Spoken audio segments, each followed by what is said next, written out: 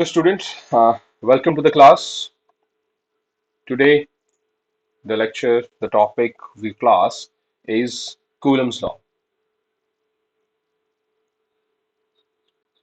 Last lectures में हमने पढ़ा चार्ज के बारे में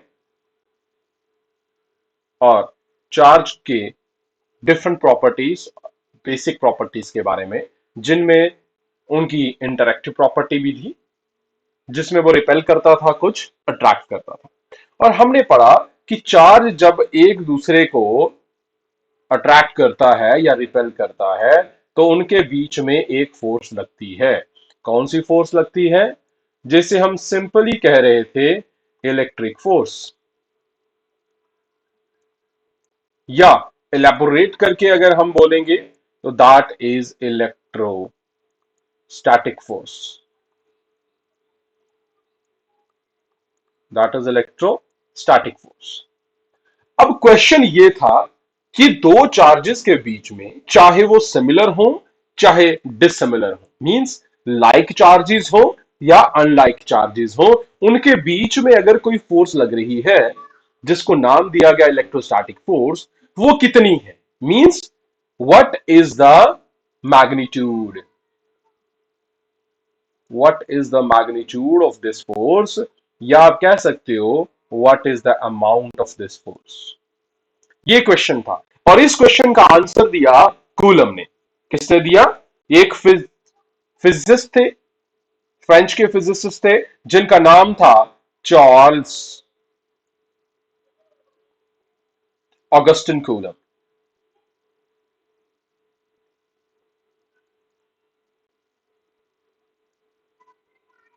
उन्होंने इस चीज का, इस क्वेश्चन का आंसर दिया in terms of what? In terms of this Coulomb's law.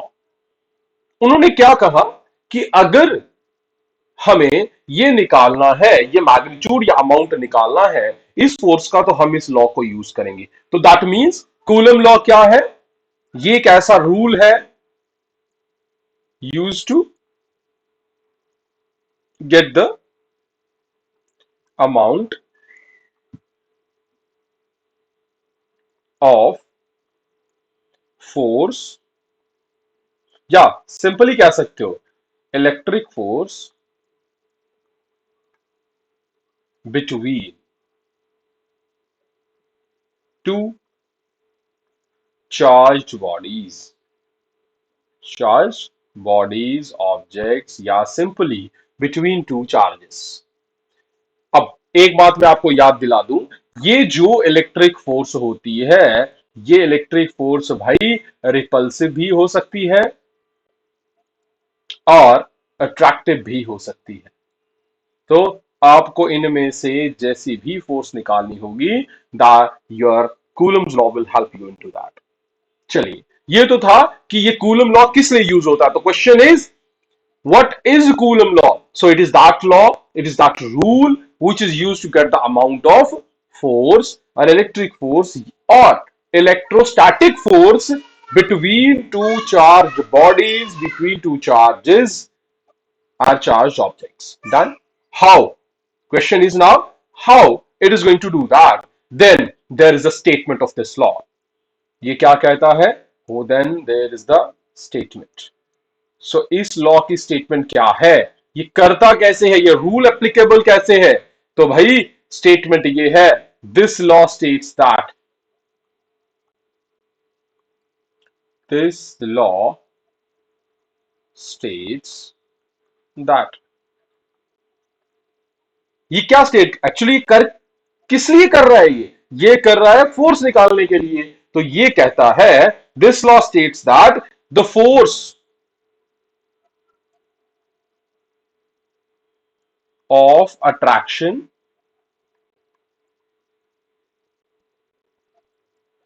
और रिपल्शन, अट्रैक्टिव भी हो सकती है, रिपल्सिव भी हो सकती है, बिटवीन टू चार्जेस। आप ध्यान रहे, यहां चार्जेस सिमिलर भी हो सकते हैं, डिसिमिलर भी हो सकते हैं। Between two charges is directly proportional ये क्या है, ये क्या होगी, that will be directly proportional किसके, to the product of the magnitude of the charges, magnitude of charges. Number एक चीज, अट्रैक्शन और रिपल्शन जो होगी is directly proportional to product of the magnitude of the charges. ध्यान रहे, charge भी intrinsic property है, ये सिमिलर उस तरह से बिहेव में हो रही है इनका जैसे ग्रेविटेशनल फोर्स में होता था, the product of the masses. So magnitude of charges and inversely proportional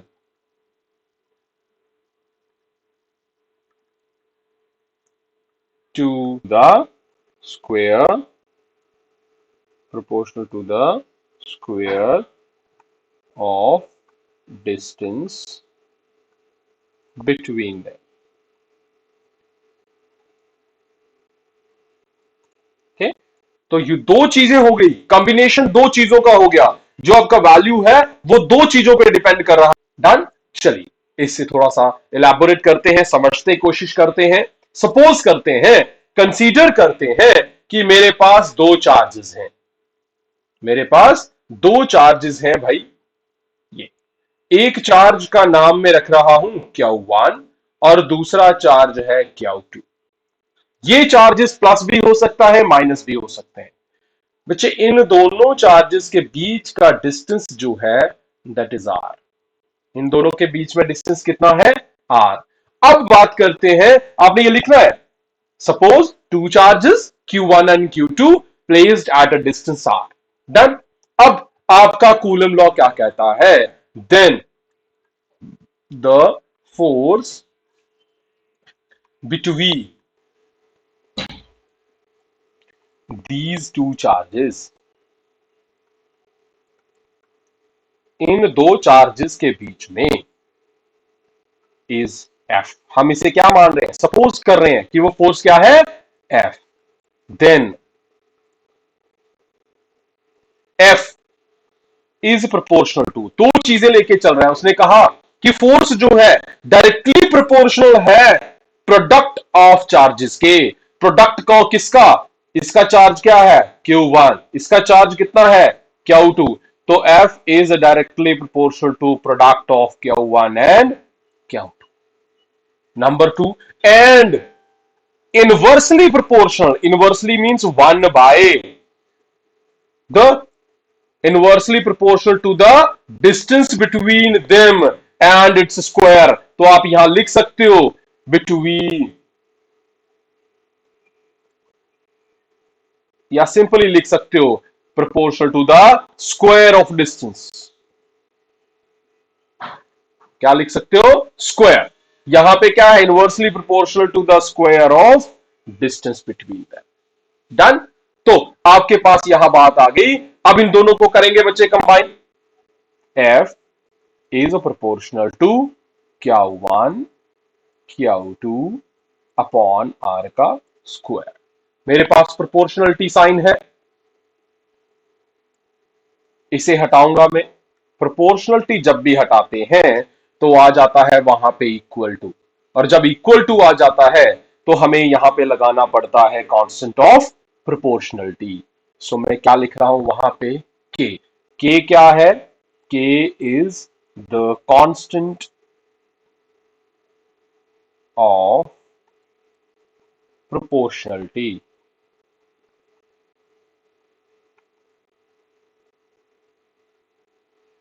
constant of proportionality, और इसका बच्चे नाम क्या है, इलेक्ट्रोस्टैटिक या सिंपली इलेक्ट्रिक फोर्स कांस्टेंट। चलिए ये आ गया अपने साथ, ये वाली टर्म्स इसकी रहेंगी। ये प्रोपोर्शनलिटी की जगह सिर्फ के आया है, तो F will be like this. Done. अब बात करते हैं के की। वैल्यू ऑफ के कितनी है, के is equal to 9 into 10 raised to power 9। पहले इसका मैग्नीट्यूड, अब इसके यूनिट्स क्या है, that is newton metre square upon coulomb square means पर कूलम का square. This is the value of this electric force constant. But how did we get that?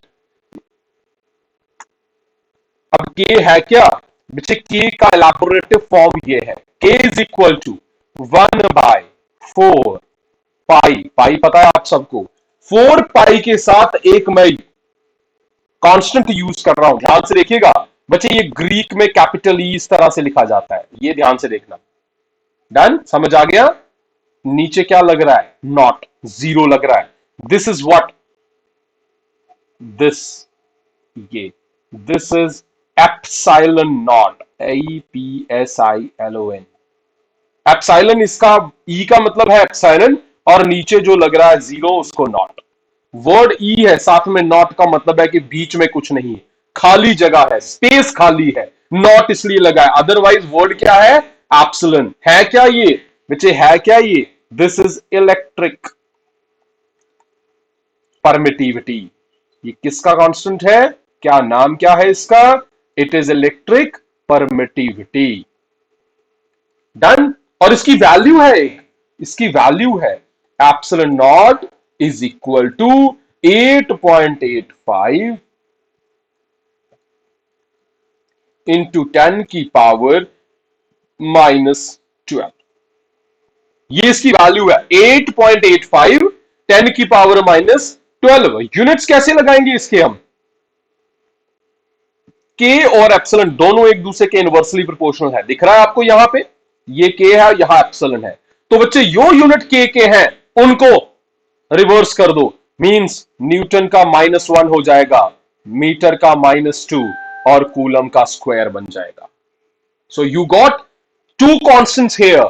One is K, which is electric force constant. और जब हम K की value को elaborate किया तो हमें पता चला कि K कहां से आया है, उसकी वैल्यू, इसकी वैल्यू आई है 1/4 पाई एप्सिलॉन नॉट से. और एप्सिलॉन नॉट क्या चीज है भाई, एप्सिलॉन नॉट जो है वो है इलेक्ट्रिक परमिटिविटी. वो क्या है, इलेक्ट्रिक परमिटिविटी. और उसकी वैल्यू कितनी है, 8.85 10-12 पर न्यूटन पर मीटर स्क्वायर कूलम स्क्वायर. तो चलिए बच्चे ये के की वैल्यू डालिए एफ की वैल्यू में, देयरफॉर तो फोर्स की वैल्यू क्या हो गई, F is equal to, now your value of force, K की जगह आ गया 1/4 पाई एप्सिलॉन नॉट, साथ में लग गया Q1 Q2 अपॉन आर का स्क्वायर. तो भाई आपके फोर्स का मैग्नीट्यूड बन गया 1/4 pi epsilon naught Q1 Q2 upon R का स्क्वायर. याद रहेगा, ये आपका लास्ट फाइनल वैल्यू है, लास्ट साइलम स्टेटमेंट है किसकी, कूलम्स लॉ की. ये कूलम का लॉ है, उसका मैग्नीट्यूड है फोर्स का, ये वैल्यू बन गई. अब यहां पे बात कर रहे हैं यूनिट की. हमने कूलम का यूनिट पढ़ा था, चार्ज का यूनिट पढ़ा था, unit of charge. Unit of charge यहां पे आर तो मीटर है, आर तो डिस्टेंस है, डिस्टेंस हमने पढ़ा हुआ है काफी. अब हम चार्ज की बात करते हैं. So what is the unit of charge? So बच्चे एसआई यूनिट हमने क्या पढ़ा था, SI unit of charge is coulomb. और डिनोट कैसे करेंगे, सी से डिनोट करेंगे भाई. और इसका जो सीजीएस यूनिट है या इलेक्ट्रोस्टैटिक यूनिट है, that is also ESO. Electrostatic unit क्या है, इलेक्ट्रोस्टैटिक यूनिट, उसे लिखेंगे E.S.U, that is electrostatic unit. वो भी है, उसे वो क्या रिप्रेजेंटेशन है, 1 coulomb is equal to 3 into 10⁻⁹ statcoulomb. ES unit को क्या कहते हैं, स्टैट कूलम. तो इलेक्ट्रोस्टैटिक यूनिट जो है वो छोटा यूनिट है, वो आपके पास है. एक और यूनिट भी है, abcoulomb. 1 coulomb is equal to 1/10 A B coulomb. तो आपके पास 3 यूनिट बन गए हैं। एक कौन सा? SI unit. एक कौन सा? ईएसयू इलेक्ट्रोस्टैटिक यूनिट। और तीसरा कौन सा? एब कूलम। एब कूलम क्या है? ये भी इलेक्ट्रोमैग्नेटिक सीजीएस सिस्टम यूनिट है। एब coulomb is also electromagnetic CGS system unit. आप लोगों ने लास्ट ईयर 11th में सिस्टम ऑफ यूनिट्स पढ़े थे। आप लोगों को अच्छी तरह से पता है कि एसआई यूनिट क्या था, जिसे हमने किसमें पढ़ा था बेटा? एसआई यूनिट जो थे वो एमकेएस की ही कन्वर्जन थी, जो स्टैंडर्डाइज हुई थी। दूसरा, एफपीएस को हम ज्यादा नहीं पढ़ते हैं, हम पढ़ते हैं सीजीएस को। तो दो जो मीट्रिक सिस्टम थे, मीट्रिक मतलब जिनको हम आसानी से 10 की पावर में रिप्रेजेंट कर पा रहे थे, क्योंकि सेंटीमीटर को आसानी से हम मीटर में कन्वर्ट कर सकते हैं विद द हेल्प ऑफ 10। ग्राम और किलोग्राम को 10 की पावर से रिप्रेजेंट कर सकते हैं। और सेकंड तो आपको पता है, सभी में सेकंड जो टाइम जो है वो सभी यूनिट्स में सेम सेकंड से ही मेजर किया जाता है। तो एसआई यूनिट जो था वो एमकेएस था, और दूसरा यूनिट जो इंपॉर्टेंट है दैट इज सीजीएस यूनिट। तो बच्चे ये यहां से आपके पास इसकी वैल्यूज आ गई हैं।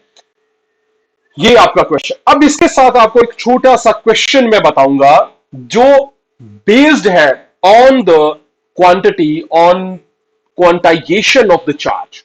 ठीक है, ये कूलम्स लॉ आ गया, इसके आपका मैग्नीट्यूड आपने निकाल दिया। अब मैं इसके साथ एक क्वेश्चन आपसे पूछूंगा और आपको बताऊंगा कि आपको क्वेश्चन क्या है। एक छोटा सा नोट क्या है, वो ये है कि what is the number of electron, number of electrons in 1 coulomb charge. अब कल की हम बात कर रहे हैं कि भाई इलेक्ट्रॉन की ट्रांसफर से ही चार्ज बनता है। तो क्वेश्चन ये है कि 1 कूलम चार्ज बनाने के लिए कितने इलेक्ट्रॉन्स ट्रांसफर करने पड़ेंगे। ठीक है भाई, देखते हैं कितने इलेक्ट्रॉन्स करते हैं, पता तो लग ही जाएगा। छोटा सा नंबर होगा, छोटा सा चार्ज है, 1 कूलम भी मैंने कोई बड़ा नहीं लिया है, तो छोटी सी वैल्यू ही होगी। हमें पड़ा है, तो कहां से यूज करेंगे? From the concept of quantization. याद है कंसेप्ट ऑफ क्वांटाइजेशन? मैंने क्वांटाइजेशन में आपको क्वांटाइजेशन की एक इक्वेशन दी थी। क्यू किसके बराबर है? Charge plus minus N integer ई इलेक्ट्रॉन की चार्ज की वैल्यू। यही है। क्या क्या था ये क्या था? चार्ज। ये क्या था? इंटीजर। और ये क्या है? Charge on 1 electron. और इसको क्या बोला था मैंने? Elementary charge, small E for elementary charge. अब गिवन क्या क्या है? गिवन क्या क्या है? हमें सिर्फ पता है कि 1 कूलम का चार्ज है। हमें क्या पता है? सिर्फ 1 कूलम चार्ज है, मींस हमें चार्ज की वैल्यू पता है। So Q is equal to 1 coulomb, that is known. ठीक है। और हमें दूसरी चीज क्या पता है? हमें ई का वैल्यू पता है। मैंने बताया 1.6 10 की power minus 19 coulomb. Capital Q पता है, स्मॉल ई पता है, तो यहां से, और माइनस में है, ये इलेक्ट्रॉन है तो माइनस में आ गया, तो Q is equal to N E होता है। डन, माइनस प्लस हो जाएगा। हमें एन चाहिए, so N is equal to Q upon, चलिए भाई, क्यू भी है मेरी क्वेश्चन में और ई भी है, तो सब्स्टिट्यूट कीजिए। क्यू की वैल्यू कितनी है? 1 कूलम अपॉन 1.6 10 की पावर माइनस 19 कूलम। भाई कूलम से कूलम कट गया, we are just left with N equal to 1 upon 1.6 10 की power minus 19। Done. When you would solve it, it is going to be 6.25 10 की power 18। N क्या है? Number. अब ये किसका है? इलेक्ट्रॉन्स का नंबर है भाई। मैंने कहा था ना छोटी सी वैल्यू ही है। 10 के आगे 17 जीरोस लगाओगे, means you have to count 1। After that 1 2 3 4 5 6 7 8 9 10 11 12 13 14 15 16 17 18 1 के आगे 18। इसको मल्टीप्लाई करना है 6.25 से। इतने इलेक्ट्रॉन्स जब ट्रांसफर होंगे, इलेक्ट्रॉन्स ट्रांसफर होंगे तो क्या बनेगा? That will B 1 coulomb of charge. समझ आया? एक कूलम चार्ज बनाने के लिए कितने इलेक्ट्रॉन्स ट्रांसफर करने पड़ेंगे? 6.25 10 की पावर 18। इतने बड़े नंबर आपको यूज करना पड़ेगा, तब जाके आपके पास क्या आएगा? तब जाके आपके पास आएगी एक कूलम चार्ज की वैल्यू। तो बच्चे ये समझ आया आपको? सबको समझ आ गया है? समझ आ गया? कोई क्वेश्चन है यहां पे? कोई क्वेश्चन है? नो, बिल्कुल नहीं। Sure? Are you guys sure? तो चलिए एक एक और क्वेश्चन ले लेते हैं यहां पे। अब मेरे पास बच्चे क्वेश्चन है, इलेक्ट्रोस्टैटिक फोर्स जो है वो दी गई है दो पॉजिटिव चार्ज के बीच में। दो चार्जेस हैं, दो आयंस हैं, उन दोनों के बीच में फोर्स दी गई है, और वो बच्चे फोर्स कितनी है? F. There is electrostatic force between two positive ions, and that force is equal to 3.7 10 की पावर -9 न्यूटन। मेरा फोर्स है तो न्यूटन में होगी, तो ये एफ क्या है? वैल्यू है उसकी, उस फोर्स की जो दो चार्जेस के बीच में। बेटा ध्यान रहे, चार्जेस दोनों के दोनों प्लस हैं, मींस कौन सी फोर्स होगी? रिपल्सिव फोर्स होगी। When they are separated by a distance, separated by a distance. Distance मतलब आर। कितना डिस्टेंस है? 5 एंगस्ट्रॉम। और मेरे बच्चों को पता है कि 5 एंगस्ट्रॉम, 5 तो नंबर हो गया, एंगस्ट्रॉम तो पता है ना आपको क्या होता है? किसके बराबर होता है? 10 की power -10 metres. 1 angstrom is equal to 10 की पावर -10 मीटर्स। डन। तो आर की वैल्यू ये आ गई। आपको निकालना है how many electrons are missing from each ion. तो आपको नंबर ऑफ इलेक्ट्रॉन्स निकालने हैं। वो बाद की बात है, पहले हम क्या निकालेंगे? चार्ज निकालेंगे। पहले हम क्या निकालेंगे? चार्ज निकालेंगे। फिर से याद रहे, दोनों चार्ज इक्वल है, मींस दोनों चार्ज की वैल्यू Q1 और Q2 दोनों क्या है? बराबर है, और वो चार्ज मान लेते हैं हम Q है। ठीक। अब हमें Q निकालना है पहले। बात समझ आ गई? चलिए निकालते हैं बेटा। पहले Q निकालते हैं, फिर हमें मिल जाएगा, जैसे हमने ऊपर N निकाला है वैसे N निकालना है हमने। अब हमें कूलम्स लॉ क्या कहता है? कूलम्स लॉ क्या कहता है?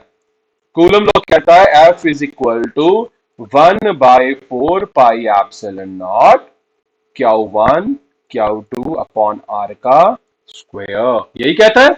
चलिए, अब 1/4 पाई एप्सिलॉन की वैल्यू हमने ऊपर लिखी है, इट इज 9 इंटू 10 की पावर 9।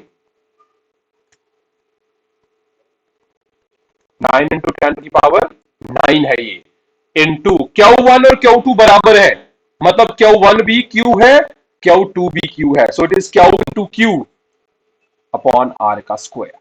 चलिए, Q इंटू Q हो जाएगा Q का square, into 9 into 10 raise to power 9 हो जाएगा, अपॉन R का स्क्वायर। R कितना है ऊपर हमारे पास? 5 इंटू 10 की पावर -10। ध्यान रहे, 5 का स्क्वायर हो जाएगा इंटू 10 की पावर -10 का स्क्वायर। ये ओके यहां तक? एफ यहां पे, एफ भी मुझे पता है। मुझे निकालना क्या है भाई? मुझे निकालना है क्यू का स्क्वायर। तो सिर्फ क्यू यहां रहने दो, और ये सारा तामझाम उठा के इधर ले जाओ। एफ की वैल्यू कितनी है? ऊपर एक्स की वैल्यू कितनी आई है? 3.7। ध्यान रहे, अब एफ की वैल्यू है 3.7 इंटू 10 की पावर -9। एक आ गया। बच्चे ये नीचे वाला जो है डिवाइड हो रहा है, ये इधर जाके हो जाएगा मल्टीप्लाई।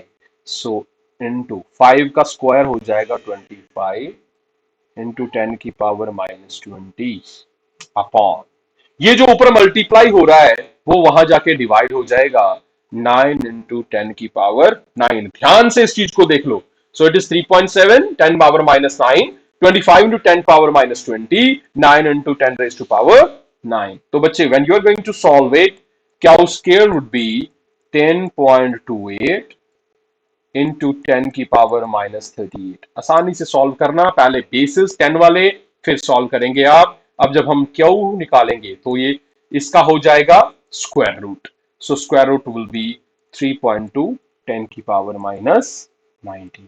तो बच्चे चार्ज मिल गया मुझे, चार्ज मिल गया। और क्वांटाइजेशन क्या कहता है कि Q is equal to N E होता है। Q is equal to N E होता है। मुझे क्या चाहिए, मुझे चाहिए N. N is equal to Q upon, Q कितना आ गया 3.2 10 की पावर माइनस 19। ई कितना आ गया मुझे पता है 1.6 10 रेज टू पावर माइनस 19। ये तो पता है मुझे बेटा। 1.6 1.6 2 जा 3.2, 10 माइनस 19, 10 माइनस 19 कट गया। सो एन किसके बराबर आ गया बच्चे, 2। 2 क्या, इलेक्ट्रॉन्स। तो ध्यान से रहे, इतने 2 इलेक्ट्रॉन ट्रांसफर होंगे तो कितना चार्ज आएगा, 2 इलेक्ट्रॉन ट्रांसफर होंगे तो इतने कूलम चार्ज आएगा। कितने कूलम, 3.2 10 की पावर माइनस 19। और जब इतने कूलम चार्ज आएगा तो फोर्स कितनी लगेगी, फोर्स लगेगी भाई 3.7 10 की पावर माइनस 9। तो बच्चे ये समझ आया आपको न्यूमेरिकल, इसे ध्यान से फिर से रिपीट करके पढ़ना, ठीक है। As soon as you will get this, repeat it because it is going to be very important concept. ठीक है, आपको न्यूमेरिकल्स निकालने होंगे तो इसी किस्म के न्यूमेरिकल्स आपके पास आएंगे, छोटे छोटे न्यूमेरिकल्स आएंगे, बेसिक आपके पास आएगा, तो इन्हें ध्यान से पढ़ना। ठीक है बच्चे, यहां तक कोई क्वेश्चन है, ठीक है बच्चे, समझ आया ये। ठीक है बच्चे, अगर कोई भी क्वेरी होगी तो let me know about that. Okay बेटा, थैंक यू, गुड बाय।